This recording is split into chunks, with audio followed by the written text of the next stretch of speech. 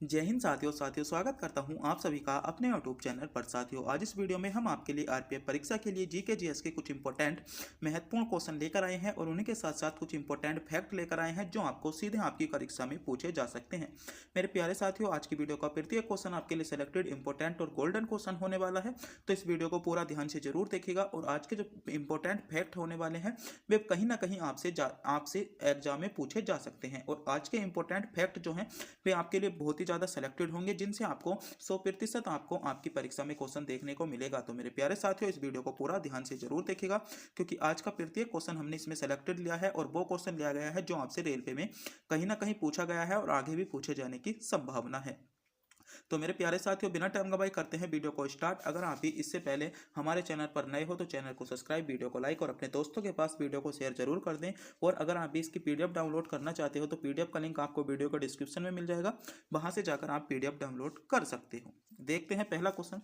पहला क्वेश्चन है, निम्नलिखित में से किस राज्य में एबोर पहाड़ी स्थित है। क्वेश्चन पूछा गया है ऐसा कौन सा राज्य है जहां पर आपकी एबोर पहाड़ी स्थित है। पहला ही क्वेश्चन आपके लिए इंपॉर्टेंट हो जाता है। तो बात करते हैं एबोर पहाड़ी की। तो एबोर पहाड़ी जो है मेरे प्यारे साथियों वह है आपका अरुणाचल प्रदेश में स्थित है, यानी अरुणाचल प्रदेश इसमें ए विकल्प में आपको दिया गया है। ए विकल्प यहाँ पर आपका करेक्ट जवाब हो जाएगा। देखते हैं कुछ इंपॉर्टेंट पहाड़ियों के बारे में जिससे संबंधित आपसे आपके जो है रेलवे एग्जाम में क्वेश्चन पूछे गए थे। जैसे पहला है आपका राज पीपला पहाड़ी। राज आपका पीपला पहाड़ी, ये क्वेश्चन आपसे एनटीपीसी में पूछा गया था। तो कहाँ पर है, आपके गुजरात राज्य में स्थित है। गाबिल गढ़ की पहाड़ी की बात करें तो यह कहाँ पर है, महाराष्ट्र यानी एमपी में स्थित है। और महादेव पहाड़ी की बात करें ये आपकी कहाँ पर है, एमपी यानी महाराष्ट्र में स्थित है। आपके लिए बहुत ज़्यादा इंपॉर्टेंट हो जाती है महादेव पहाड़ी, क्योंकि ये क्वेश्चन जो था आपका आरपीएफ जो आपका पिछला जो आरपीएफ की जो भर्ती हुई थी 18-19 में, उसमें क्वेश्चन आपसे पूछा गया था कि महादेव पहाड़ी। तो महादेव पहाड़ी कहाँ पर है, आपकी जो है एमपी में स्थित है। बात करते हैं मेलान पहाड़ी की। तो मेलान पहाड़ी कहाँ पर है, आपकी छत्तीसगढ़ में है। उसी के साथ साथ रामगढ़ पहाड़ी बहुत ज़्यादा इंपॉर्टेंट हो जाती है, आपकी छत्तीसगढ़ में है। आपको पता होना चाहिए रामगढ़ पहाड़ी आपके लिए इंपॉर्टेंट है। अजंता की पहाड़ी की बात करें तो अजंता की पहाड़ी आपकी महाराष्ट्र में हो जाएगी। पलानी पहाड़ी की बात करें, पलानी पहाड़ी आपकी तमिलनाडु और केरल वाले राज्य में आपको देखने को मिल जाएगी। बात करें नागरी पहाड़ी की, आंध्र प्रदेश में है। और पंचमलाई पहाड़ी कहाँ पर है, तो ये आपकी तमिलनाडु में स्थित है। आपको इनके बारे में पता होना चाहिए।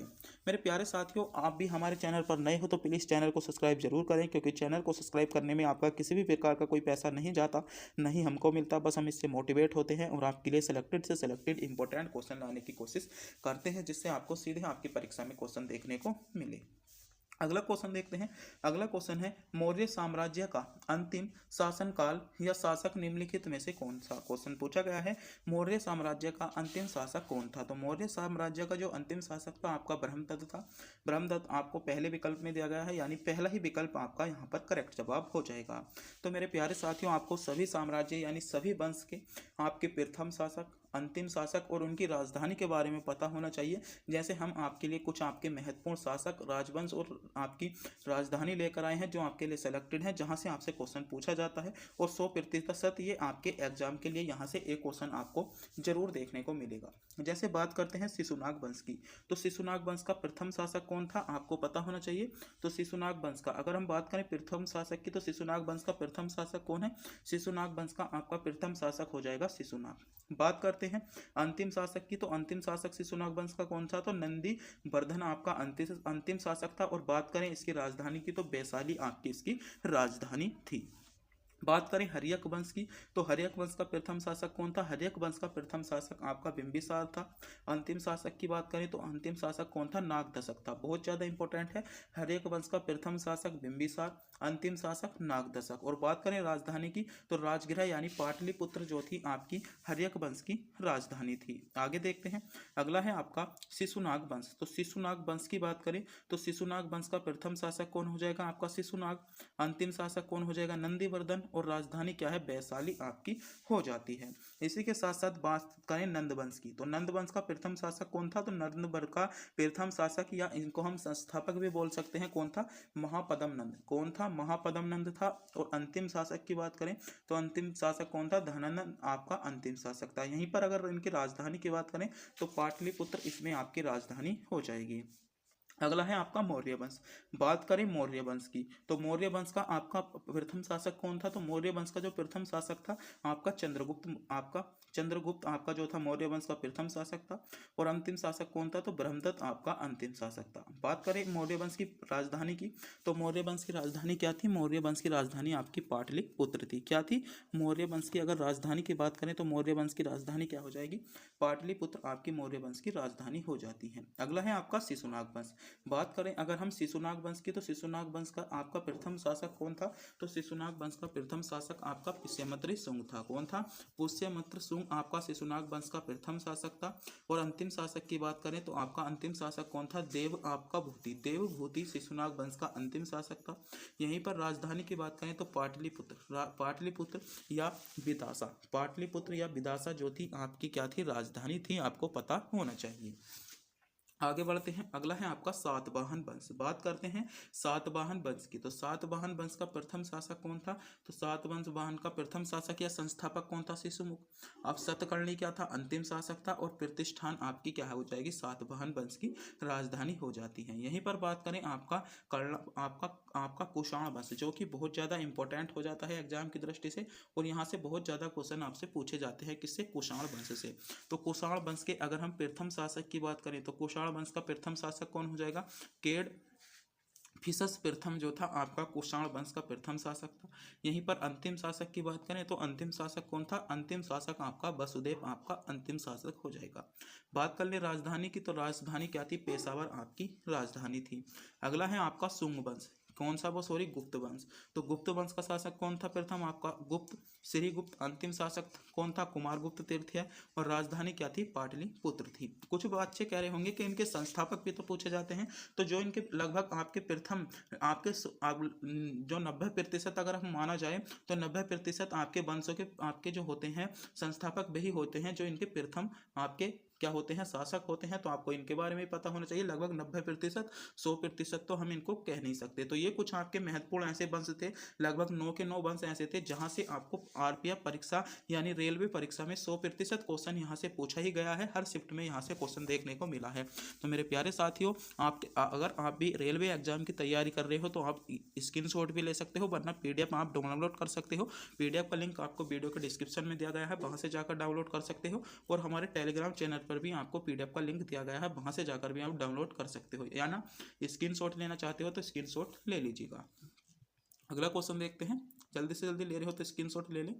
अगला क्वेश्चन है आपका, निम्नलिखित में से कौन सा गति का एक सही समीकरण है? क्वेश्चन पूछा गया है निम्नलिखित में से कौन सा आपका गति का एक सही समीकरण है। क्वेश्चन पूछा गया है तो गति का एक अगर हम सही समीकरण की बात करें तो निम्नलिखित में से जो गति का सही समीकरण है तीन आपका चारों विकल्पों में से वह है आपका विकल्प बी आपका 2s बराबर आपका 2ut प्लस at का स्क्वायर जो होता है आपका गति का दूसरा समीकरण है। यानी इसमें दूसरा विकल्प आपका करेक्ट जवाब हो जाएगा। बात करते हैं आपके भौतिक विज्ञान के कुछ आपके महत्वपूर्ण आपके क्या है सूत्रों के बारे में, जहां से क्वेश्चन आपसे पूछा जाता है।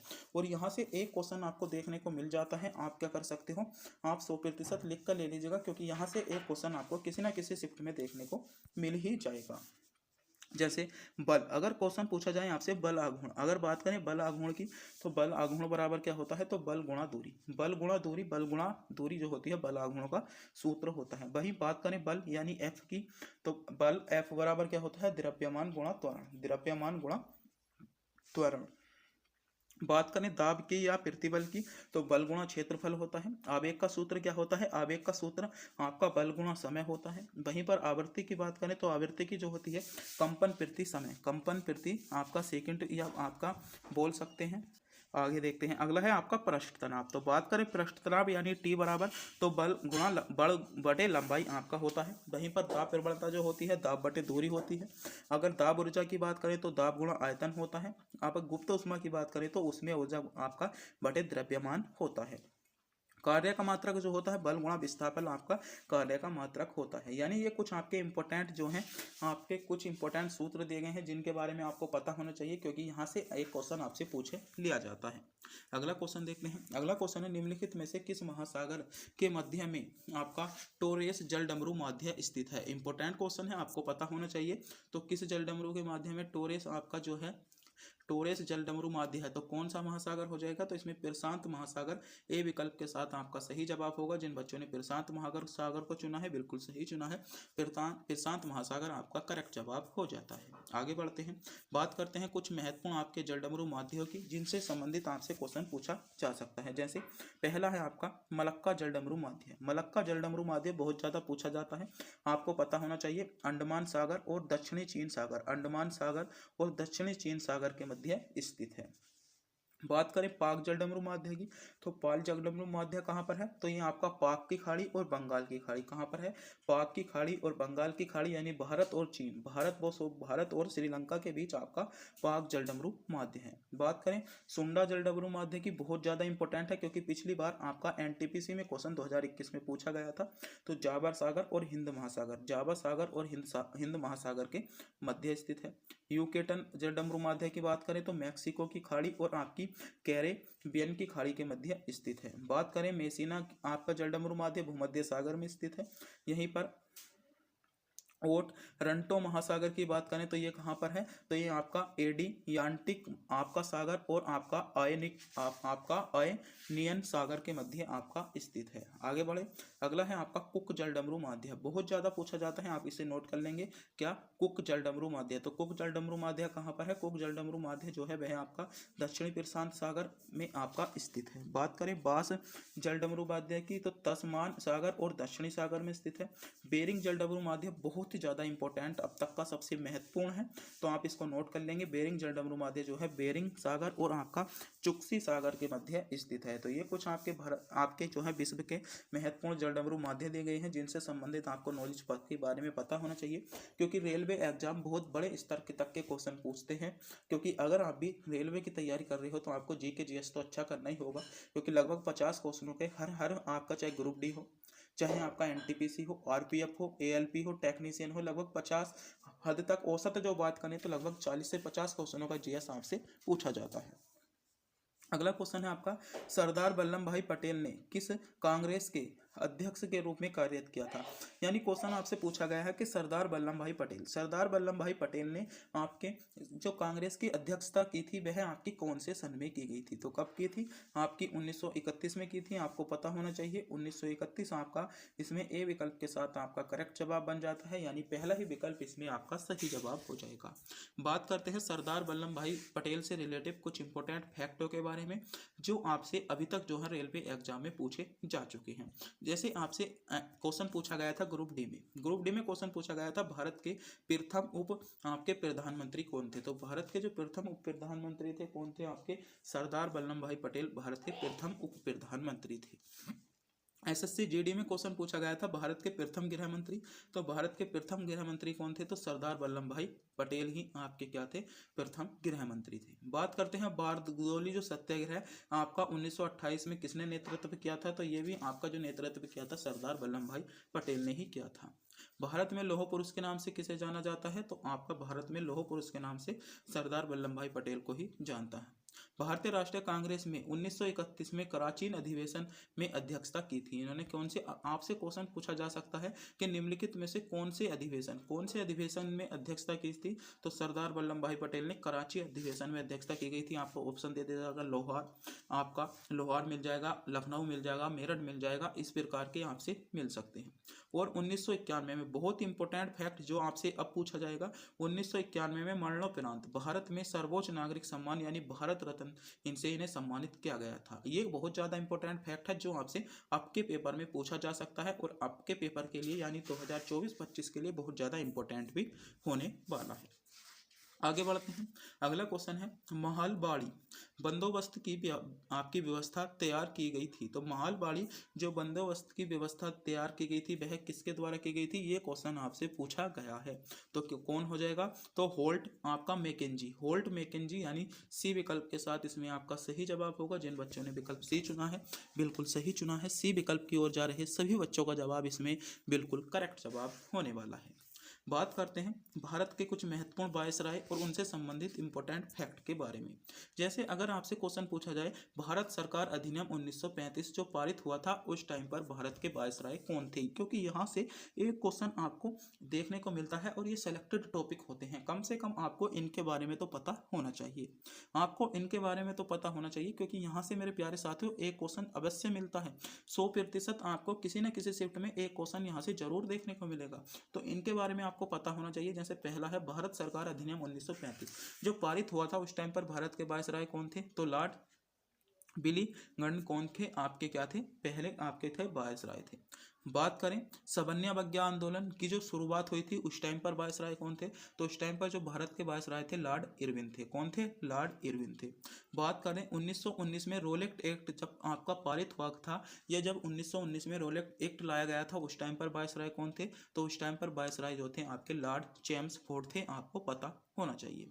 बात करें ये क्वेश्चन बहुत ज़्यादा इंपॉर्टेंट है, दिल्ली राजधानी को कोलकाता के स्थान पर दिल्ली को बनाने की जो घोषणा की गई थी उस टाइम पर भारत के वायसराय कौन थे, तो भारत के वायसराय कौन थे, लॉर्ड हार्डिंग कौन थे, लॉर्ड हार्डिंग द्वितीय जो थे भारत के वायसराय थे। बात करें ये क्वेश्चन भी इंपॉर्टेंट फैक्ट है कि 15 अगस्त 1947 को जब भारत आज़ाद हुआ था उस टाइम पर कौन थे, तो लॉर्ड माउंटबेटन थे। कैबिनेट मिशन के समय कौन थे, तो लॉर्ड पेवेज थे। तो कुछ आपके महत्वपूर्ण इंपॉर्टेंट फैक्ट हैं, कुछ महत्वपूर्ण वायसराय हैं जहां से कुछ संबंधित भी आपसे क्वेश्चन पूछा जा सकता है, आपको इनके बारे में पता होना चाहिए। अगला क्वेश्चन देखते हैं। अगला क्वेश्चन है निम्नलिखित में से कौन सा समाचार पत्र राजा राम मोहन राय द्वारा शुरू किया गया है, तो क्वेश्चन पूछा गया है या किया गया था। क्वेश्चन पूछा गया है निम्नलिखित में से कौन सा समाचार पत्र राजा राम मोहन राय, कौन सा समाचार पत्र राजा राम मोहन राय द्वारा शुरू किया गया था, तो राजा राम मोहन राय द्वारा जो शुरू किया गया था आपका संवाद, आपका संवाद, आपका कौमुदी, आपका जो एक आपका समाचार पत्र था शुरू किया गया था। यानी इसमें सही जवाब क्या होगा, ए विकल्प के साथ आपका करेक्ट जवाब हो जाता है। जिन बच्चों ने विकल्प ए को चुना है बिल्कुल सही चुना है, ए विकल्प इसमें आपका करेक्ट जवाब हो जाएगा। बात करते हैं कुछ महत्वपूर्ण फैक्टों के बारे में। जैसे पहला एक बहुत ज्यादा क्वेश्चन पूछा जाता है बंगाल गजट से रिलेटेड। अगर आपसे क्वेश्चन पूछा जाए भारत का प्रथम समाचार पत्र कौन सा था, तो बंगाल गजट ही भारत का प्रथम समाचार पत्र था। जेम्स हैक के द्वारा इसे प्रस्तुत किया गया था।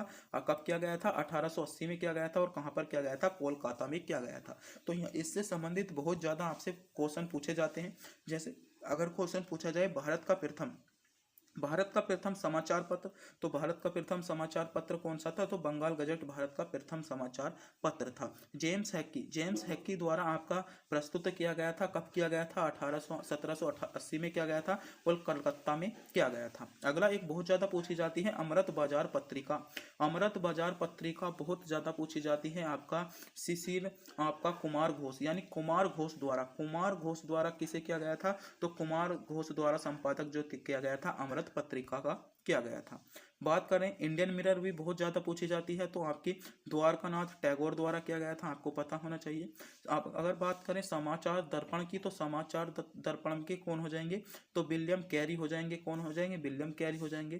केसरी एवं मराठा की बात करें तो आपका बाल गंगाधर तिलक द्वारा संपादक किया गया था। तो ये कुछ आपकी महत्वपूर्ण पत्रिका दी गई है, आपके समाचार पत्र दिए गए हैं, क्योंकि ये आपके जो हैं इंपॉर्टेंट हैं, आपको इनके बारे में पता होना चाहिए।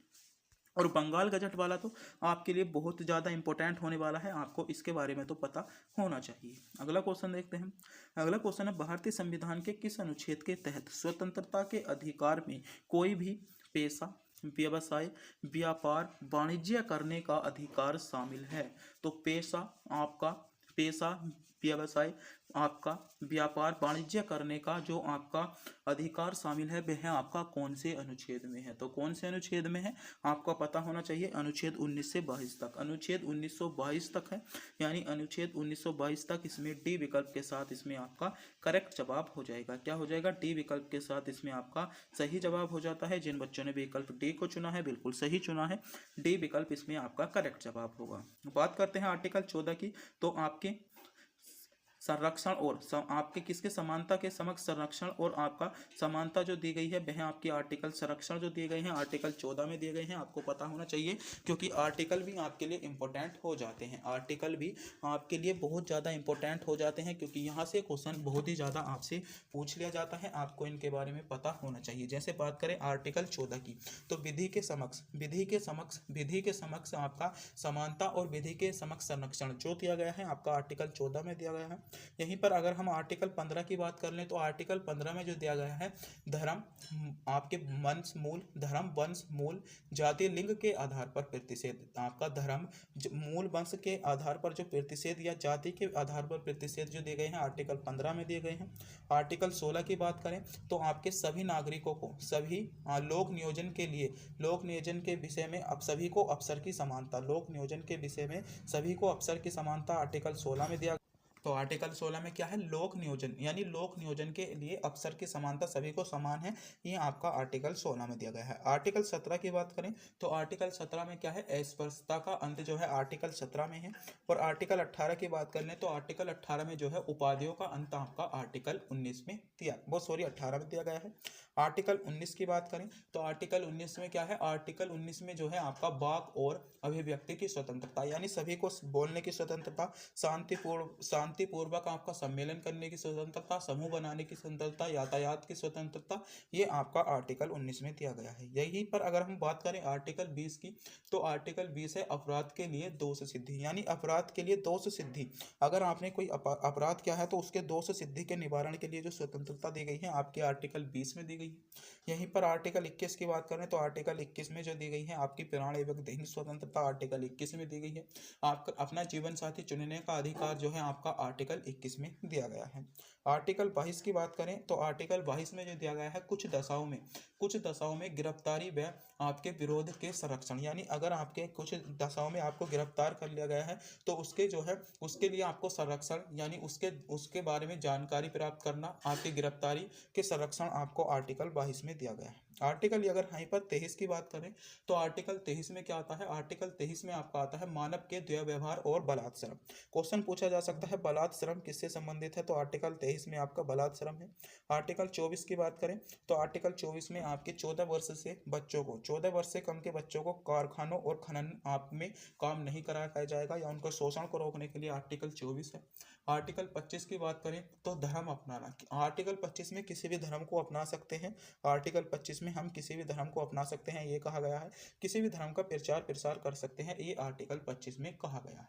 आर्टिकल 26 की बात करें तो धार्मिक कार्यों की स्वतंत्रता, धार्मिक जो कार्य होते हैं, धार्मिक संस्था होते हैं, मंदिरों की स्थापना, ये सब आर्टिकल आपका 26 में आ जाता है। आर्टिकल 27 की बात कर लें यहीं पर तो आर्टिकल 27 में जो आता है वह आ जाता है धार्मिक अभिव्यक्ति करों की स्वतंत्रता यानी धर्म से रिलेटिव कर की स्वतंत्रता। आर्टिकल 28 में बात करें तो आर्टिकल 28 में जो है शिक्षण संस्थानों में धार्मिक शिक्षा की चर्चा यानी शिक्षण संस्थान जैसे आपके मदरसे होते हैं उसमें मुस्लिम शिक्षा दी जाती है, उसमें किस प्रकार की जैसे मदरसे हो गए, कोई धार्मिक स्कूल हो गए, तो उस प्रकार के जो आते हैं आपके आर्टिकल 28 में आ जाते हैं। जैसे आपको स्कूल में धर्म की, जैसे आपके जो कॉलेज होते हैं उनमें किसी भी धार्मिक स्वतंत्रता, धार्मिक पढ़ाई आपकी नहीं होती, इस प्रकार की जो चर्चा की गई है आर्टिकल 28 में की गई है। बात करें आर्टिकल 29 में तो आर्टिकल 29 में अल्पसंख्यक वर्गों के हितों के लिए संरक्षण जो है आपका आर्टिकल किस में दिया गया है, आर्टिकल 29 में दिया गया है। और आर्टिकल 30 की बात कर लें तो आर्टिकल 30 में जो दिया गया है शिक्षण स्थानों की स्थापना व आपका प्रबंध आर्टिकल 30 में दिया गया है। आर्टिकल 31 में संपत्ति का अधिकार है, 32 में संवैधानिक उपचारों का अधिकार है और 33 में सेना यानी सेना के लिए जो आपके कार्य बनाए गए हैं उनके लिए आपका 33 में आता है। 34 की बात करें तो 34 में लॉकडाउन की स्थिति, जैसे अभी लॉकडाउन लगा था आर्टिकल 34 के अनुसार लगा था, तो इस प्रकार के कुछ महत्वपूर्ण इंपॉर्टेंट थे। और अगले जो आर्टिकल है 36 से आर्टिकल 36 से 51 तक हम अगले वाली वीडियो में कराएंगे क्योंकि आपको अधिक से अधिक रिवीजन होना चाहिए। तो ये कुछ आपके महत्वपूर्ण आर्टिकल थे जिनके बारे में आपको पता होना चाहिए और ये क्वेश्चन जो था वीडियो का अंतिम क्वेश्चन था, इसीलिए हमने इसके बारे में कुछ डिटेल्स में आपको बताया। और एक अगर आप भी इन क्वेश्चनों का जवाब जानते थे तो कमेंट बॉक्स में ज़रूर बताएं कितने क्वेश्चनों का जवाब जानते थे। और एक क्वेश्चन हम आपको टेस्ट के रूप में देना चाहते हैं, अगर आप भी उस क्वेश्चन का जवाब जानते हैं तो हमें कमेंट बॉक्स में ज़रूर बताएं। क्वेश्चन है मेरे प्यारे साथियों, हमें वोट देने का अधिकार, जो हम वोट देते हैं, हमें वोट देने का अधिकार कौन से अनुच्छेद के अंतर्गत दिया गया है या किस आर्टिकल में हमें वोट देने का अधिकार दिया गया है। मेरे प्यारे साथियों, अगर आप भी इस क्वेश्चन का जवाब जानते हैं तो कमेंट बॉक्स में ज़रूर बताएं। वीडियो अच्छी लगी हो वीडियो को लाइक करें, चैनल पर नए हो चैनल को सब्सक्राइब करें, अपने दोस्तों के पास वीडियो को शेयर करना ना भूलें। प्लीज़ चैनल को सब्सक्राइब जरूर कर लें, क्योंकि चैनल को सब्सक्राइब करने में आपका किसी भी प्रकार का कोई पैसा नहीं जाता, नहीं हमको मिलता है। तो प्लीज़ चैनल को सब्सक्राइब करना बनता है। तब तक के लिए मिलते हैं अगली वीडियो में।